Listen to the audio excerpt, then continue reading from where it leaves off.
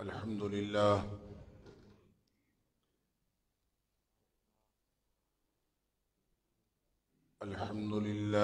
نحمده ونستعينه ونستغفره ونؤمن به ونتوكل عليه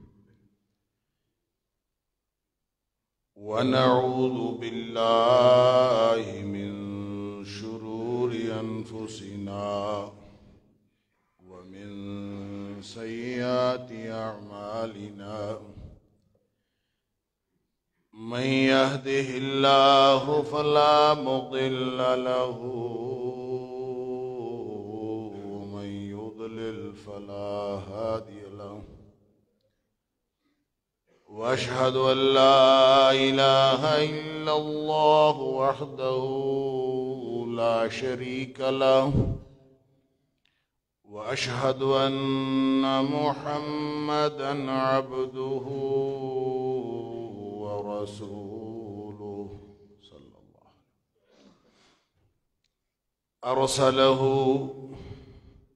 بالحق بشيرا ونذيرا بين يدي الساعة فمن يطع الله ورسوله فقد رشد واهتدى ومن يعص الله ورسوله فقد ضل وغوى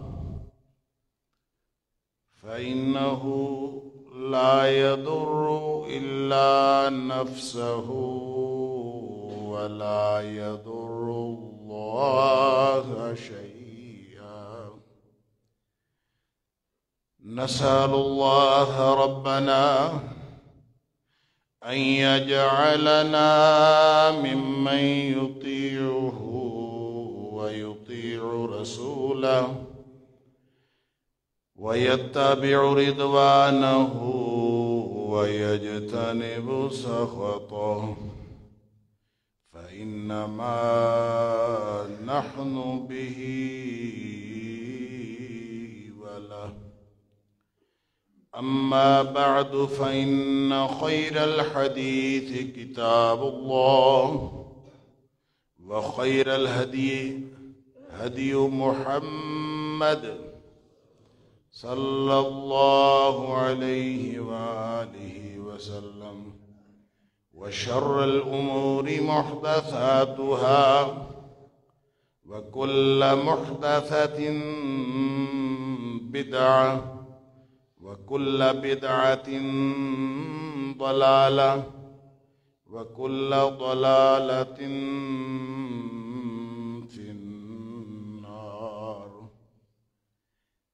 فأعوذ بالله السميع العليم من الشيطان الرجيم من همزه ونفخه ونفثه بسم الله الرحمن الرحيم والسماء بنيناها بأيد وإنا لموسعون والأرض فرشناها فنعم الماهدون ومن كل شيء خلقنا زوجين لعلكم تذكرون ففروا إلى الله إني لكم منه نذير مبين ولا تجعلوا مع الله إلها آخر إني لكم منه نذير مبين اور آسمان کو ہم نے بنایا اپنے ہاتھ سے اور اس کی ہم وسعت کرنے والے ہیں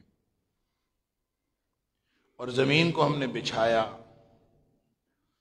اور بہترین بچھانے والے ہیں اور ہر چیز کا ہم نے جوڑا جوڑا بنایا تاکہ تم نصیحت حاصل کرو، بس تم سب دوڑ لگاؤ، بھاگ جاؤ اللہ کی طرف۔ انی لکم منہ نذیر مبین، میں تمہارے لیے واضح طور پر ڈرانے والا ہوں، اور اللہ کے ساتھ کسی بھی دوسرے کو الہ نہ بنانا، میں تمہیں واضح طور پر ڈرانے والا ہوں۔ اللہ کریم نے نبی اکرم صلی اللہ علیہ وسلم کو بشیر اور نذیر بنا کر بھیجا۔ اس پر کافی گفتگو گزشتہ جمعے میں بھی ہو چکی، اور فرار کے اوپر، دوڑ لگانے کے اوپر، اور فرار ہوتا کیا ہے، اس کی حیثیت اور نوعیت کیا ہے، اس کے اوپر بھی گفتگو ہو چکی۔ تو دراصل کوئی خطرہ ہے جس سے نبی کریم صلی اللہ علیہ وسلم ہمیں خبردار فرما رہے ہیں۔ کوئی خطرہ ہے جس خطرے سے خبردار کرنے کے لیے اللہ نے نبی اکرم صلی اللہ علیہ وسلم کو مبعوث فرمایا ہے۔ انی لکم منہ نذیر مبین، میں اللہ کی طرف سے واضح طور پر تمہیں ڈرانے والا۔ کس کس چیز سے نبی کریم صلی اللہ علیہ وسلم نے ڈرایا ہے، کس کس چیز کی آپ نے بشارت دی ہے، واضح طور پر نبی کریم صلی اللہ علیہ وسلم کے احکام ہیں، کچھ کرنے کے کام ہیں، کچھ نہ کرنے کے کام ہیں۔ لہذا اگر ہم اس کو ایک بالکل طالب علمانہ انداز میں دیکھیں تو ففروا الی اللہ کی جو بات، جو تعبیر سمجھ میں آتی ہے وہ یہ کہ ہر وہ چیز جس سے نبی کریم صلی اللہ علیہ وسلم منع فرمایا ہے وہ خطرناک چیز، اس سے ہمیں دور بھاگنا ہے، اور ہر وہ چیز جس کا کرنے کا حکم دیا ہے نبی کریم صلی اللہ علیہ وسلم نے، اس کی طرف بھاگنا ہے۔ وہ اللہ کا کام ہے، وہ اللہ کی رضامندی کا کام۔ وہ فرائض کا معاملہ ہو تو اچھی بات ہے، اگر وہ نوافل بھی ہوں، اگر وہ مستحبات ہوں، اگر وہ صرف جائز چیزیں ہوں، اور جائز اور ناجائز کی جو بحث ہے، کون سی چیز جائز اور کون سی چیز ناجائز، اللہ اکبر، وہ فرض ہوں، وہ نوافل ہوں، وہ جائز چیزیں ہوں، ہر وہ چیز جو اللہ کی طرف لے جانے والی ہے ہم نے اس کی طرف بھاگنا، اور ہر وہ چیز جس میں اللہ کی ناراضگی کا خطرہ اس کو چھوڑ دینا۔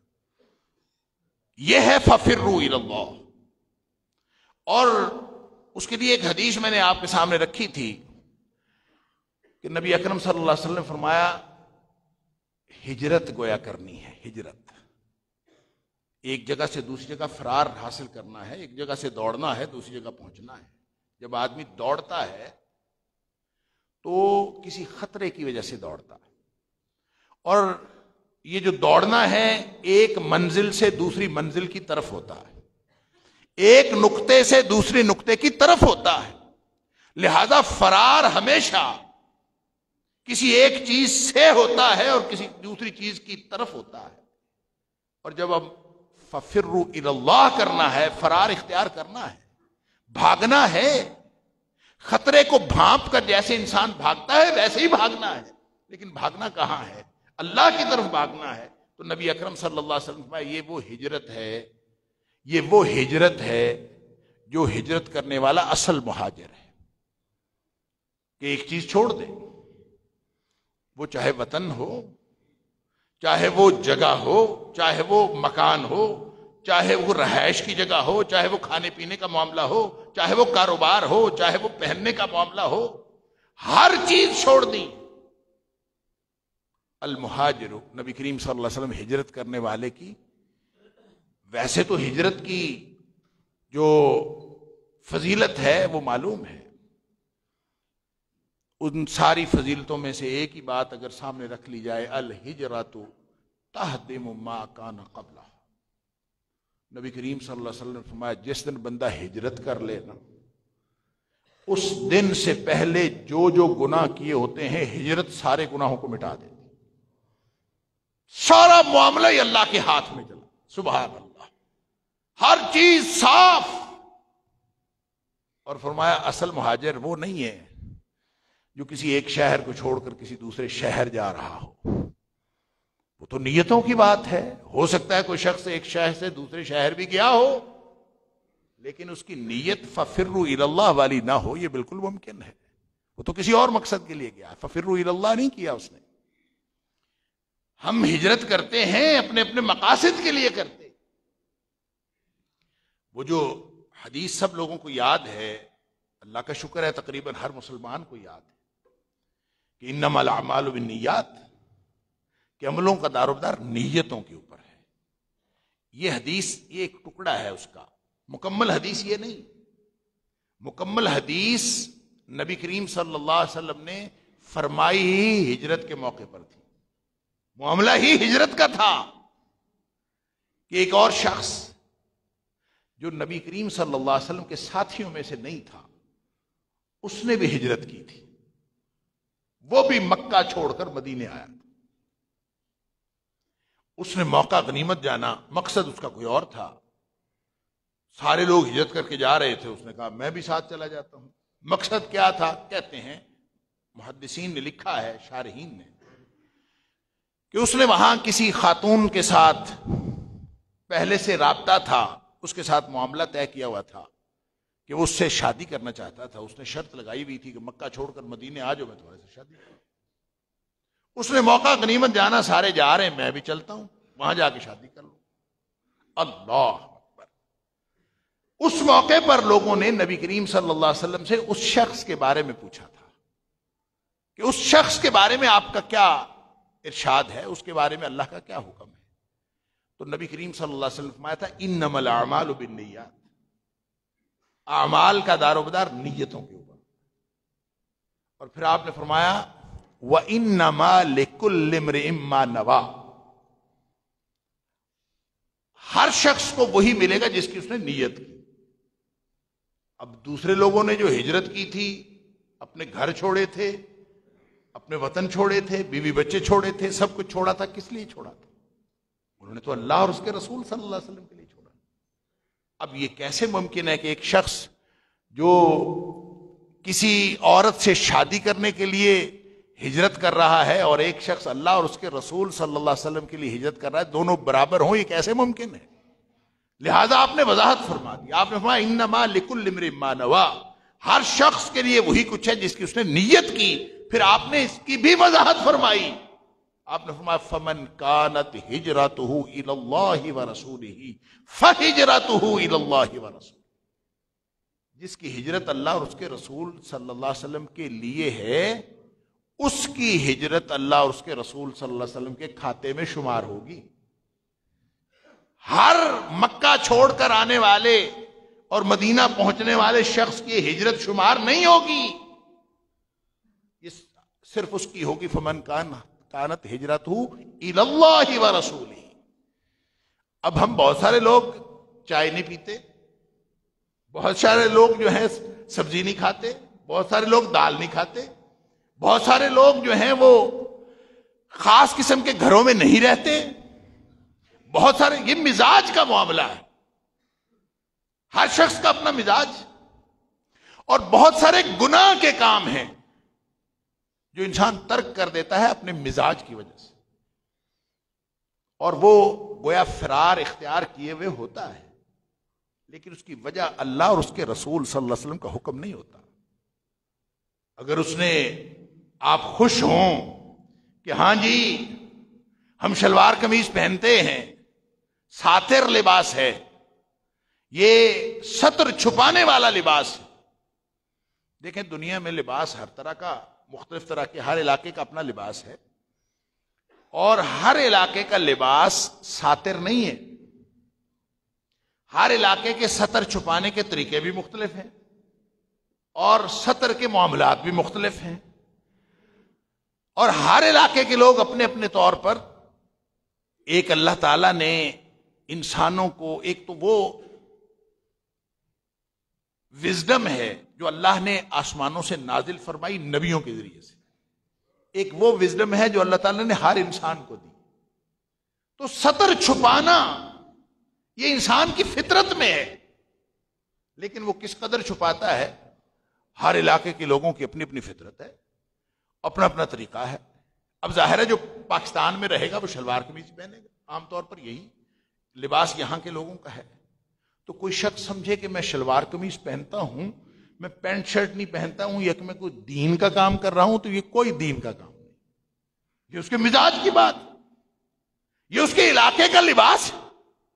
ویسے یہ الگ بات ہے کہ ستر چھپانے والا لباس اگر آپ پوری دنیا کے لباسوں کا موازنہ کریں، حتیٰ کہ عربوں کے جبے کو بھی اس میں لے لیں، پوری دنیا کے آپ لباسوں کا موازنہ کریں تو جتنا ساتر لباس شلوار قمیض ہے، دنیا کا کوئی لباس اتنا ساتر نہیں۔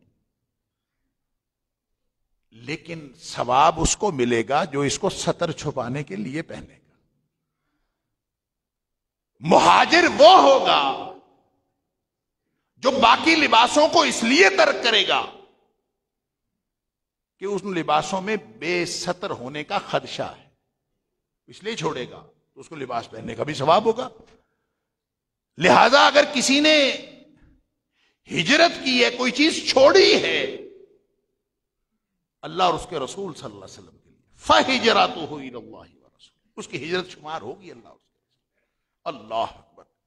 وَمَنْ كَانَتْ هِجْرَتُهُ لِدُنْيَا يُصِيبُهَا، اور جس کی ہجرت ہے لیکن وہ تو دنیا کمانے کے لیے آیا ہے، کاروبار کرنے کے لیے، اس نے سوچا جا تو رہا ہوں تو چلے ساتھ جو ہے وہ کوئی چیز، ادھر سے مال ادھر، ادھر کا مال ادھر، دنیا مجھے مل جائے گی، حالات میرے اچھے ہو جائیں گے، دنیا کی یعنی کاروبار کے لیے گیا، نوکری کے لیے گیا، دنیا حاصل کرنے کے لیے گیا، دنیا کی کوئی چیز حاصل کرنے کے لیے گیا، چاہے وہ جائز ہو، ناجائز کی بات نہیں ہو رہی، چاہے وہ جائز ہے، جائز کاروبار کرنے کے لیے گیا،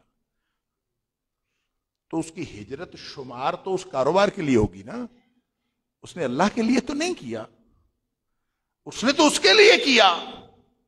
اللہ اکبر۔ ہمیں آج تک اس کی سمجھ نہیں آئی، اللہ کرے ہمیں سمجھ آ جائے۔ دیکھیں ایک تصور ہے، قرآن کہتا ہے الباقیات الصالحات، اللہ اکبر، ایک چیز ہے جو مٹی ہو جاتی ہے، ختم ہو جاتی ہے۔ سورہ کہف کے اندر اللہ کریم نے فرمایا کہ ان کو مثال بیان کرو، وَاضْرِبْ لَهُمْ مَثَلَ الْحَيَاةِ الدُّنْيَا، دنیا کی زندگی کی مثال ان کو دے دو۔ جس طرح آسمان سے ہم بارش برساتے ہیں، فاختلط به نبات الارض، ایک دفعہ تو اس سے زمین میں خوب کھیتی اگتی ہے، خوب باغات اگتے ہیں، یوں جناب طرح طرح کی چیزیں، ایک پورا ایک باغ لگ جاتا ہے کہ جنگل اگاتا ہے۔ فاصبح هشيما تذروه الرياح، لیکن کچھ ہی دن گزرتے ہیں، وہی کھیتی ہوتی ہے، وہ زرد ہو کر چورا چورا ہو کر وہ اس قدر ہلکی اور بے وقعت اور اس قدر وہ کم اہمیت کی چیز ہو جاتی ہے کہ تذروہ الرياح، اس کو ہوائیں اڑائی پھرتی ہیں، وہ خاک سی راکھ سی، کبھی ادھر ہوا اڑا کے لے جاتی، کبھی ادھر، کچھ بھی نہیں۔ یہ ہے زندگی کی حقیقت۔ اللہ اکبر۔ لہذا یہ فرمانے کے بعد فرمایا المال والبنون زینۃ الحیات الدنیا والباقیات الصالحات عند ربک خیر، وہ بخیر عملا، خیر ثوابا بخیر عملا، وہ جو چیز باقی رہنے والی ہے، آگے جانے والی، وہ اللہ کے ہاں وہ بہترین ہے، بدلے کے اعتبار سے بھی اور امید کے اعتبار سے۔ ہم نے امیدیں لگائی ہوتی ہیں، ہم ساری نیکیاں کسی نہ کسی امید پہ کر رہے ہوتے ہیں، ہم کاروبار بھی کر رہے ہوتے ہیں، ہم نمازیں بھی پڑھ رہے ہوتے ہیں، ہم سارے کے سارے نیک کام کر رہے ہوتے ہیں، ہم ذکر اذکار بھی کر رہے ہوتے ہیں، لیکن اس سے لینا کیا ہے؟ سوال یہ ہے، وہ جو کچھ کر رہے ہیں اس سے کیا لینا ہے؟ اللہ اکبر۔ ہم نے تو اپنے کاروبار کی بہتری کے لیے اللہ سے دعائیں کی ہیں، ہم تو راتوں کو اٹھتے ہیں اور راتوں کو اٹھ کے بھی ہم اپنے بچوں کا بہتر مستقبل مانگتے ہیں، ہم اور کیا مانگتے ہیں اللہ سے؟ ہم اگر کچھ مانگتے ہیں تو ہم کیا مانگ رہے ہیں اللہ سے؟ ہم ذکر بھی کر رہے ہوتے ہیں تو خیال یہ ہوتا ہے کہ آج کا دن اچھا گزر جائے. ہم اگر 2 رکعت پڑھ کے بھی نکلتے ہیں تو زیادہ سے زیادہ یہ ہوتا ہے کہ آج کا دن اچھا گزر جائے, کہیں کسی برے بندے سے کوئی متھا نہ لگ جائے, کہیں کوئی حالات ایسے خراب نہ ہو جائیں, کاروبار میں معاملات ٹھیک ہو جائیں. ہماری ساری کی ساری تگ و دو بھی اور ہماری زندگی کی نیکیوں کی بھی زیادہ سے زیادہ جو اس کی انتہا ہے وہ موت سے پہلے تک کی زندگی ہے. تو جو نیکی ہی ہماری یہاں تک جاتی ہے اس کا اجر آگے کہاں تک جائے گا, اس کا اجر آگے کیسے جائے گا؟ لہذا اگر ہم نے کوئی بھی کام کیا ہے اللہ کے لیے وہ باقی رہے گا. اور نبی کریم صلی اللہ علیہ وسلم اصل مہاجر وہ ہے من ہاجر ما نہى اللہ عنہ. اصل مہاجر وہ ہے کہ ہر وہ چیز جس سے اللہ نے منع کیا وہ اس کو ترک کر, اس لیے چھوڑ دیا کہ اللہ نے منع کیا, بات ختم. اور بعض اوقات پتہ نہیں چلتا, پتہ نہیں منع کیا ہے, پتہ نہیں منع کیا. بعض علماء فتویٰ دے دیتے ہیں کہ جائز ہے, بعض علماء فتویٰ دے دیتے ہیں کہ ناجائز ہے, مشتبہ چیزیں ہیں. اللہ اکبر. تو جس کو پتہ ہے نا, جس کو خطرے کا علم ہے, جس کو یہ معلوم ہے کہ نبی اکرم صلی اللہ علیہ وسلم اللہ نبی سے کہلوا رہا ہے انی لکم منہ نذیر مبین, میں اللہ کی طرف سے واضح طور پر ڈرا دینے والا ہوں. اللہ اکبر. اور جس کو یہ معلوم ہے نا تو وہ پھر اس چکر میں نہیں پڑتا کہ کچھ فتوے جائز کے بھی ہیں جی, وہ صرف اس خطرے سے بھاگتا ہے کہ کہیں میرا اللہ ناراض نہ ہو جائے. اور ترمذی شریف کی حدیث ہے, نبی کریم صلی اللہ علیہ وسلم فرمایا کہ کوئی آدمی لن یبلغ عبد درجۃ المتقین, ایک آدمی متقین کے درجے تک پہنچ ہی نہیں سکتا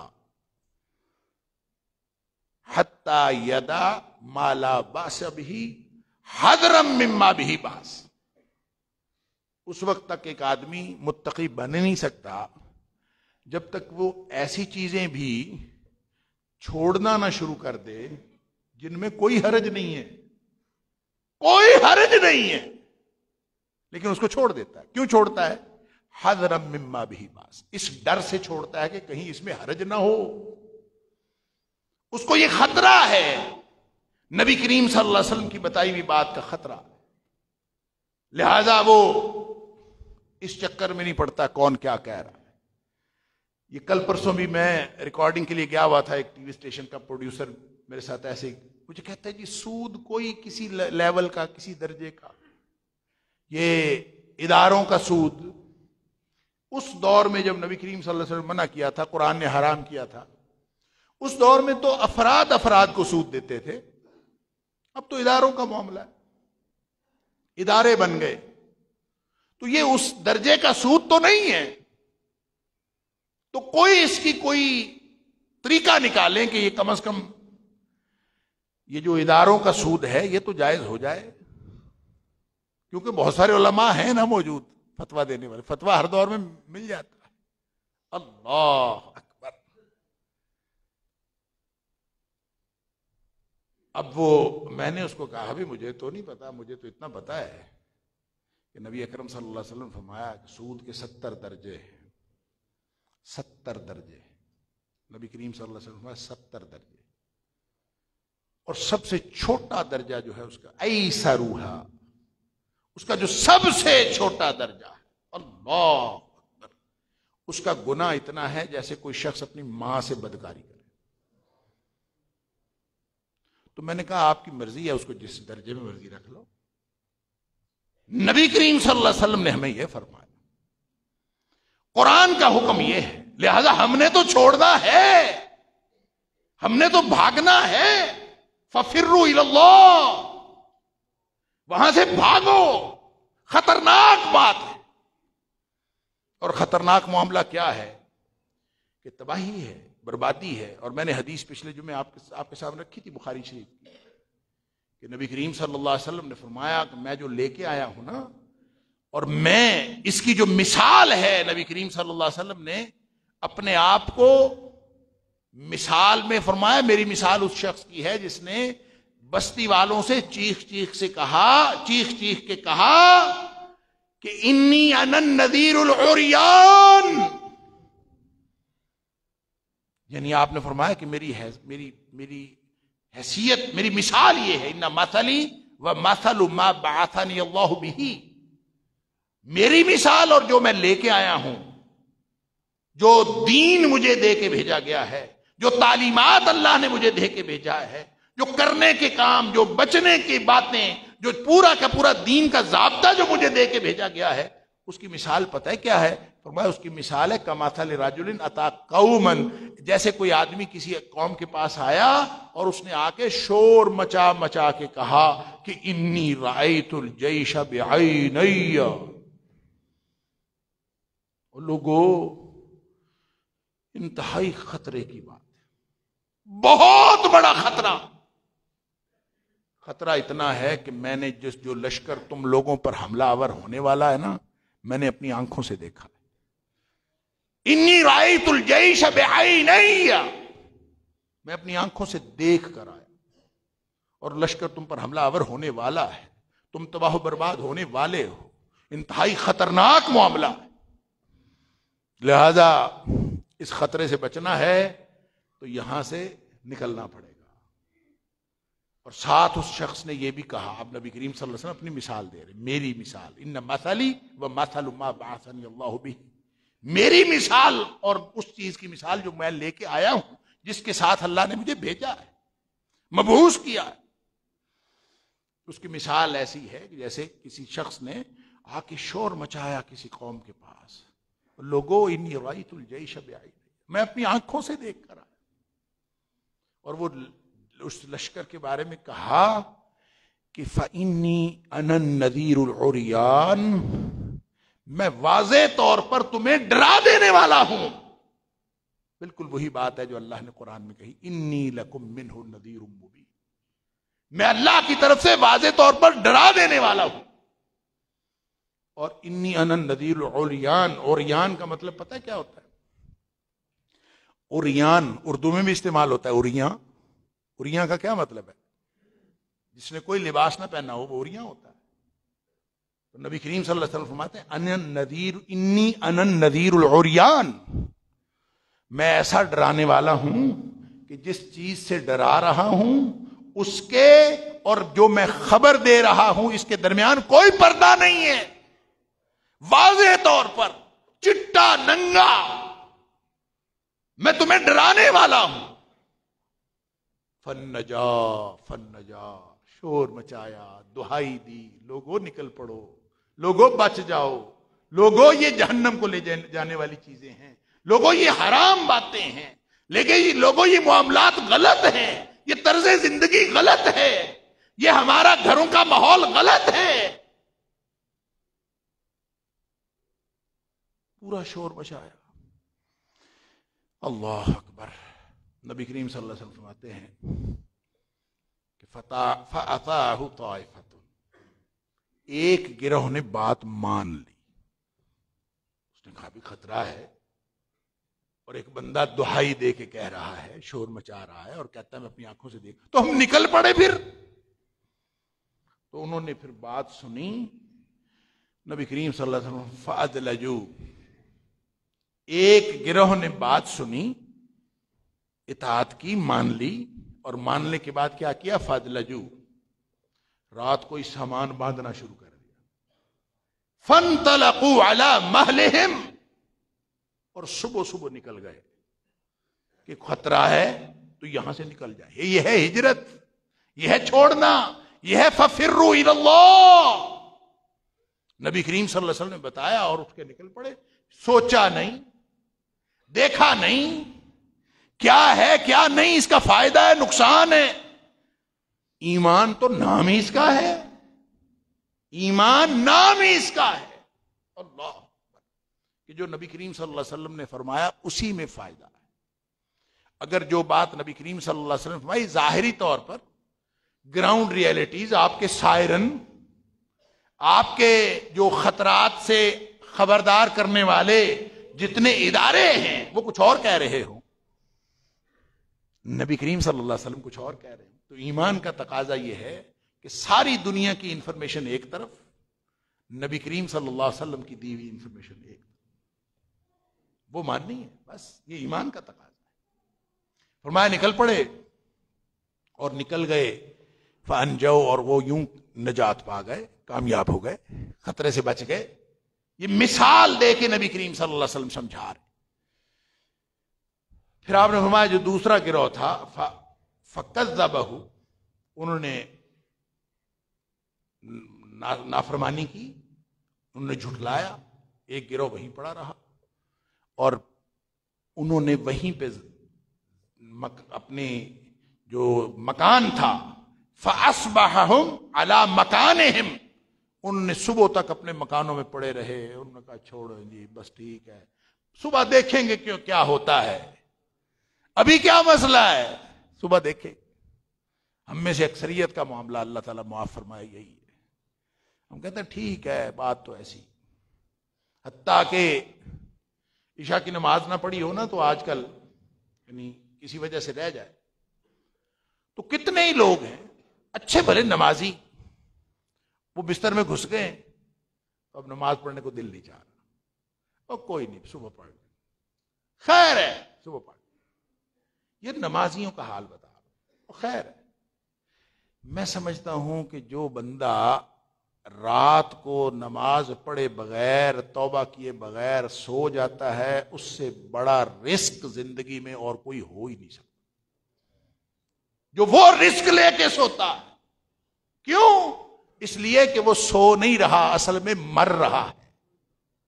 سو کہاں رہا ہے؟ اللہم بسمک اموت واحیا، اللہ تیرے نام سے میں مر رہا ہوں، جب تو چاہے گا میں زندہ ہو جاؤں گا. اللہ اکبر، اللہ اکبر. بسمک ربی وضعت جنبی وبک ارفعہ ان امسکت نفسی فرحمها وَإِنْ أَرْسَلْتَهَا فَاحْفَظْهَا بِمَا تَحْفَظُ بِهِ عِبَادَكَ الصَّالِحِينَ. اللہ تیرے نام پر یہ میں نے رکھ تو دیا ہے اپنا کلہ، سو تو گیا ہوں، مر تو رہا ہوں. اب دو باتیں ہو سکتی. ایک امکان یہ ہے کہ اب میں یہ جو لیٹا ہوں دوبارہ مجھے اٹھنا نصیب نہ ہو، یہ ایک امکان یہ ہے. دوسرا امکان یہ ہے کہ تو پھر رحمت کر دے جیسے تو باقی رحمتیں ہمیشہ کرتا ہے، تو میری دوبارہ زندگی پھر شروع ہو جائے. یہ دونوں امکان موجود ہیں. اللہ اگر تو یہ امکان ہو کہ اب میں مرا ہوں اور دوبارہ کوئی نہیں اٹھنا، اللہ اکبر، یا اللہ اگر یہ ہو، اگر یہ جو امکان ہو تو پھر میرے اوپر رحم کرنا.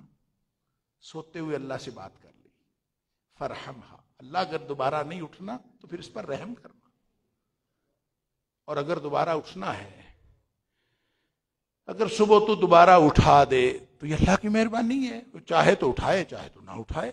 کتنے لوگ راتوں کو سوتے ہیں نہیں اٹھتے صبح. تو اگر صبح میں اٹھا بھی، فَاحْفَظْهَا بِمَا تَحْفَظُ بِهِ عِبَادَكَ الصَّالِحِينَ، اللہ تو پھر میری ایسے حفاظت کرنا جیسے تو اپنی نیک بندوں کی حفاظت کرتا. دو امکانات ہیں، دونوں امکانات پر اللہ سے بات کر کے سونی ہے. لیکن ہم نے کہا نبی کریم صلی اللہ علیہ وسلم کی ہوئی تنبیہ کو، نبی کریم صلی اللہ علیہ وسلم کے ڈراوے کو، آپ کے انذار کو ہم نے کہاں اپنی زندگی کے اندر کہیں جگہ دی ہے. تو نبی کریم صلی اللہ علیہ وسلم فرماتے سوئے رہے، کچھ لوگ سوئے رہے. بس وہ جب اپنے اپنے فَأَصْبَحَهُمْ عَلَى مَكَانِهِمْ، اپنے اپنے گھروں میں سوئے رہے، اور کوئی نہیں، سویرے میں کھانا. خیر ہے، صبح ہو گئی، دیکھیں گے پھر کیا ہوتا ہے. بس پھر صبح جب ہوئی، فَصَبَّحَهُمُ الْجَيْشُ، تو صبح ہونے سے پہلے لشکر ان کے اوپر پہنچ گیا اور انہوں نے ان پہ حملہ کر دیا. اللہ، فَأَهْلَكَهُمْ وَاجْتَاحَهُمْ، تو اس لشکر نے ان کو ہلاک کر دیا، مار دیا. وَاجْتَاحَهُمْ، ان کی اینٹ سے اینٹ بجا دی، کخ نہیں چھوڑا، سب کچھ ختم ہو گیا. نبی کریم صلی اللہ علیہ وسلم نے یہ فرمایا کہ آپ نے فرمایا یہ ہے مثال میری، وَمَثَلُ مَنْ أَطَاعَنِي، اور اس شخص کی جس نے میری باتیں مان لی. جب میری بات ہے تو پھر وہ اس میں چونچرا نہیں کرتا، اس میں میری بات مان لے. فَاتَّبَعَ مَا جِئْتُ بِهِ، اس نے پھر اس کے پیچھے چلنا شروع کر دیا جو میں لے کے آیا ہوں. اور اس شخص کی مثال ہے من عصانی، جس نے میری بات نہیں مانی. اللہ اکبر. اور میری بات نہیں مانی. وَكَذَّبَ مَا جِئْتُ بِهِ، اور جس چیز کو میں لے کے آیا ہوں من الحق، جو حق لے کے آؤں، نبی پاک صلی اللہ علیہ وسلم جو لے کے آئے وہ تو حق ہے. نبی کریم صلی اللہ علیہ وسلم کی بات ایک دفعہ ثابت ہو جائے، آپ نے فرمایا تو پھر یہ بات تو ختم ہو گئی نا. کیوں فرمایا ہے، کیسے فرمایا ہے، اس کی وجہ کیا ہے، کس کے لیے فرمایا ہے، یہ ساری باتیں بات کی ہیں. اللہ فرماتا ہے فَفِرُّوا إِلَى اللَّهِ إِنِّي لَكُمْ مِنْهُ نَذِيرٌ مُبِينٌ. تم اللہ کی طرف اسی وقت دوڑ پڑو خطرہ سمجھ کے. نبی کریم صلی اللہ علیہ وسلم نے فرمایا اب اس کے اندر خطرہ ہی خطرہ، بھاگ پڑو. واضح طور پر ڈرا دیا ہے. اور نبی کریم صلی اللہ علیہ وسلم نے مثالیں دے دے کر فرمایا. لہذا مہاجر تو وہ ہے، اگر کسی نے ہجرت کرنی ہے، اگر کسی نے چھوڑنا ہے تو وہ آج چھوڑ لے. مہاجر کا مطلب صرف وطن چھوڑنے والا نہیں ہوتا. مہاجر کا مطلب ہوتا ہے کہ ہر وہ چیز جو اللہ نے منع کی ہے وہ اللہ کی ناراضگی کے خوف سے اس کو چھوڑ دینا. لہذا وہ کبھی کسی وقت ایسا بھی ہوتا ہے کہ وہ ہوتی جائز ہے، لیکن آدمی کے دل میں یہ خوف ہوتا ہے کہیں میرا اللہ ناراض نہ ہو جائے.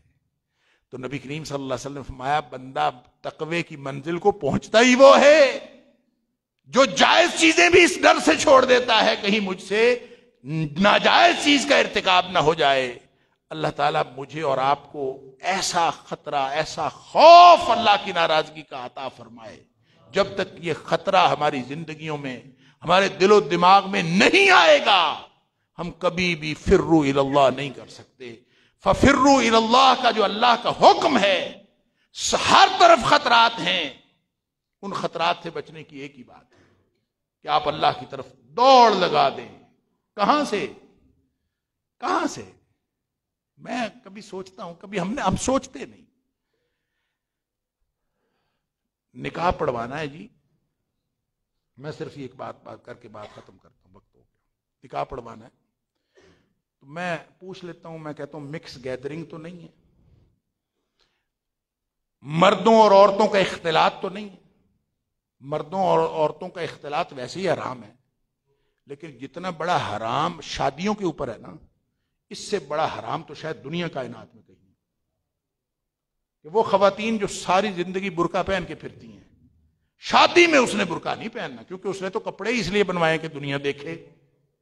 اور جہاں مرد اور عورت سارے اکٹھے ہیں تو وہ صرف عورتوں کو دکھانے کے لیے پہن کے نہیں آئی، وہ مردوں کو دکھانے کے لیے پہن کے آئی. وہ نبی کریم صلی اللہ علیہ وسلم جس کا حکم یہ ہے کہ اگر کسی نے خوشبو اس لیے لگائی کہ مرد سونگیں، فرمایا فَإِنَّهَا زَانِيَةٌ، وہ بدکار عورت ہے. جو خوشبو اس لیے لگائی کہ مرد سونگے، وہ بدکار عورت ہے. لیکن ہمارے خاندان، ہمارے گھروں میں جو کچھ چل رہا ہے وہ بدکاری سے کم ہے. سارا کچھ ہم خود کر رہے ہیں. اور میری عادت ہے میں پہلے پوچھ لیتا ہوں کہ یار کبھی نہیں بھی یاد رہتا، بہت مختلف طرح کی سچویشن سے واسطہ پڑتا ہے، اللہ تعالیٰ معاف کر. یہ تو ہوا کہ لوگوں نے فون کر کے مجھ سے معذرت کر لی کہ نکاح ہم کسی اور سے پڑھا لیں گے. یہ نہیں ہو سکا کہ ہم مکس گیدرنگ نہیں کریں گے. ہم کس چیز کی طرف فرار کر رہے ہیں، کس کو چھوڑ کر کس کی طرف جا رہے ہیں، دستبرداری کس چیز سے ہے؟ ہیں ہم حاجی نمازی؟ اللہ کے اور اللہ کے رسول صلی اللہ علیہ وسلم کے بتائے ہوئے خطرے سے ہم کہاں خبردار ہو رہے ہیں؟ ہم تو دین سے دستبردار ہو رہے ہیں. اللہ تعالیٰ مجھے اور آپ کو دین پر چلنے، دین کی سمجھ عطا فرمائے اور دین پر چلنے کی توفیق عطا فرمائے. وآخر دعوانا الحمدللہ.